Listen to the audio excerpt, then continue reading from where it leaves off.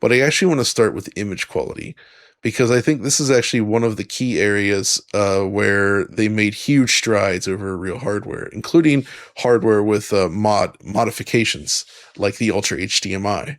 So Audie and I each have a RetroGem modded N64. Mark, you have an Ultra HDMI. So we were actually able to compare all this, and the big improvement actually comes from the 32-bit color feature in my eyes, right? Like this is the idea here is that it's able to render at a higher precision internally, something the original hardware could not do. This cleans up a lot of the obvious dithering that you got, but the main benefit is that it drastically increases the clarity of things like textures, especially at a distance, basically giving the games like a sharper appearance. I know you played around with this a lot, Mark, and saw some variable results, but I'm curious about your overall thoughts on what we've got here. Yeah, the 32-bit color is really interesting. Uh, I wasn't expecting to see such a boost in clarity from just increasing the color depth. And so apparently, according to the analog manual, at least, this isn't something I knew prior, but I guess N64, the rendering pipeline starts in 32-bit color, but due to various reasons, it ends up as 16-bit color by the time it's sent to your TV. And this just keeps 32-bit color in the whole pipeline. However, several people commented on the My Life in Gaming review that it appears that it's not just increasing that color depth, it's also disabling the de-dither filter.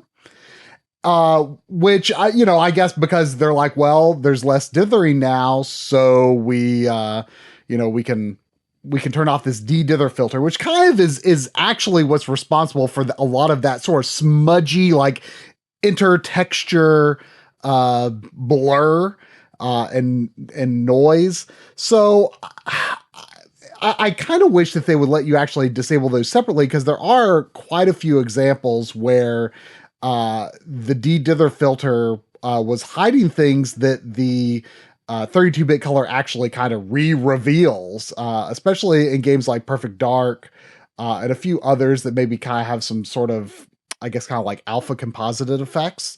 Kind of actually brings out extra dithering. But on the whole, like, I've rarely seen a reason to turn it off. I have seen instances where, maybe sort of something that was sort of supposed to be like a foggy sort of atmosphere might sort of be a little bit ruined by that. But on a case by case basis, people can determine whether they want that on or off. But on the whole, I think it was the biggest surprise, I would say, for me on the Analog 3D. I was like, wow, I did not expect the texture clarity to increase so much thanks to that feature. And that's kind of the interesting thing, because obviously N64 was known for its very small texture cache of just 4 kilobytes, which limits the size of textures that games could use. But that mainly impacts the way they appear near the camera. But as it turns out, all these other filters that were in use, and there's like 3 filters essentially that combine on original hardware, essentially blur out as much detail as possible, to the point where it actually ruins the look of textures even in the mid and far field, creating a very blurry looking system. And that's kind of where the N64 always got its reputation. Now, of course, there were 2 other passes that have been disabled in the past. So there's obviously the de-blur function. There was this like sort of like subpixel or per pixel like blur thing that's going on. When you see it through HDMI, you'll see it just sort of like blurs out a little bit, interpolates a little bit to the left and right. I'm not familiar with the inner workings of it, but it definitely creates a blurrier image. And I found zero reason to ever leave that enabled on any system, whether you use an analog output or not. It just ruins the clarity of the image. So that's Yeah. one that you want to turn off, and you can do it here, just like Yeah. on prior mods. And also, I have an N64 with one of the RGB mods where it has a Yeah. physical switch to disable the de-blur function, and it's good there too, Wasn't right? Shadows of the Empire, wasn't there like a debug menu to turn that off? Some games actually do have this. That's right. You could disable the de-blur function. Or It was or the something. blur. I mean, enable the de-blur, but de-blur only works in games that are 320 pixels wide. So unfortunately, the way the Analog 3D works right now, You still get a pretty blurry image if the horizontal resolution is anything other than 320 or 640, which 640 is extremely rare. I found some usage of it in some menus like Top Gear Rally 2. StarCraft, I think, does it. Yeah, some people said that. So something that is actually kind of interesting that I didn't know this until I started seeing people commenting on the video and I looked into things a bit more. There are actually not that many 480i games, 480i scenes on N64 that are like doing like field rendering. It's actually doing a 480p frame buffer, which is kind of nuts if you think about it for N64. So kind of the hope is, and this is something Analogue communicated to us when we were asking questions and giving some critiques and feedback, that they are intending to have a mode where it just displays the frame buffer. So whether that's actually 480i content or just like 240p content with a higher or lower horizontal resolution, they're hoping to just deliver that, original frame buffer before it gets converted to that. The problem is the N64 is always outputting 640 pixels. So like whatever that underlying resolution is just kind of gets smeared across those 640 horizontal pixels. It's not great. So hopefully that's something that gets fixed, because that would essentially make every game, every scene have de-blur like quality. But still, as it is, it covers most of the library. Yes. I found. Yes. There's a few exceptions where you'll notice it, like San Francisco Rush 2049 actually. So Rush 2049 stood out to me as one where you couldn't really solve the de-blur, or you couldn't solve the blur inherent in that filter. Yeah. There was a third type though, and this was I guess this was just disabling anti-aliasing, and this is something that you could also do with an EverDrive using some like hex codes that you can insert into ROMs to essentially turn off the AA.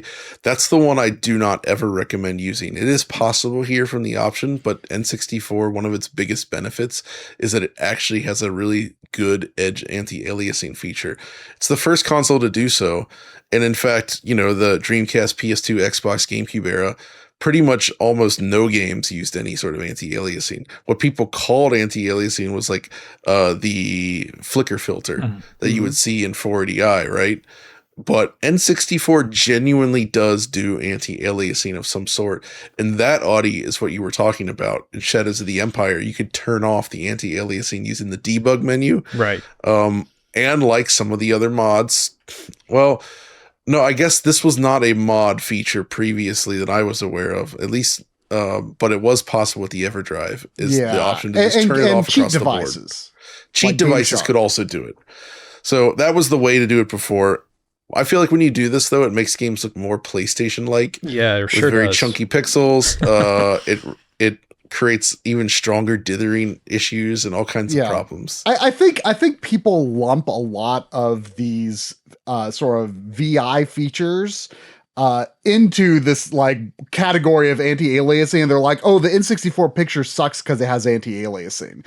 And the truth is, you really see this when you turn on de-blur and turn on 32-bit color, which also I suppose does the de-dither filter disable. Right. Like you really see actually what's causing it to look very soupy.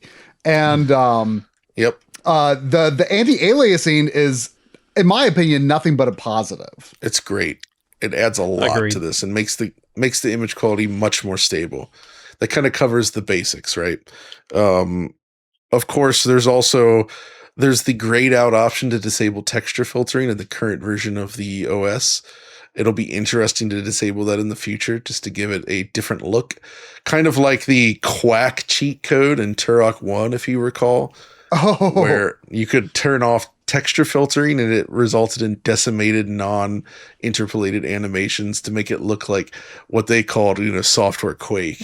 But I don't think people are actually going to like that as much as they think they will once they see it, because the way N64 does physically large textures. They take a texture and smear it over a large area, much more so than you might be used to seeing on, say, a PlayStation, right? It doesn't actually really give it a PlayStation-like look, in my opinion. And I think that's what some people want to achieve, but the textures were designed the way they are, for a reason. And also you've got the trilinear filtering here, which is something that emulators tend to fail to do. In terms of, in terms of just talking about texture detail.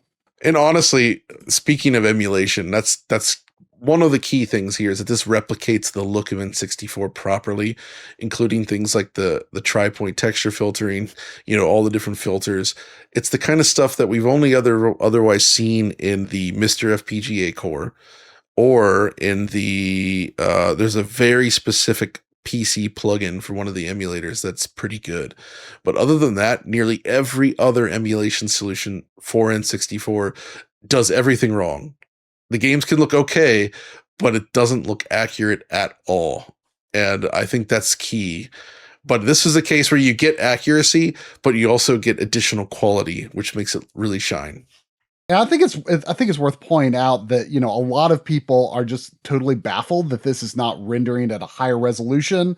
And they're like, well, why would I want this? Why, I can get higher resolution on original hardware. And I think, for one, I don't know what it would take to get there on an FPGA, but I think it would be a lot.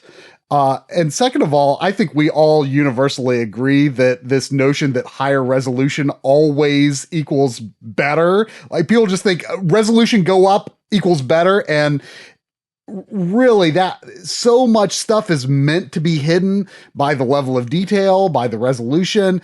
Clarity is not necessarily an advantage for games of this era. I think a lot of people have a hard time going back to 240p 3D graphics, and I think they need to give it more than just like 5 seconds and understand how this creates a more cohesive resolution, and maybe what you can do with CRT filters and things like that to really give it that authentic look that doesn't reveal the flaws that you don't want to see.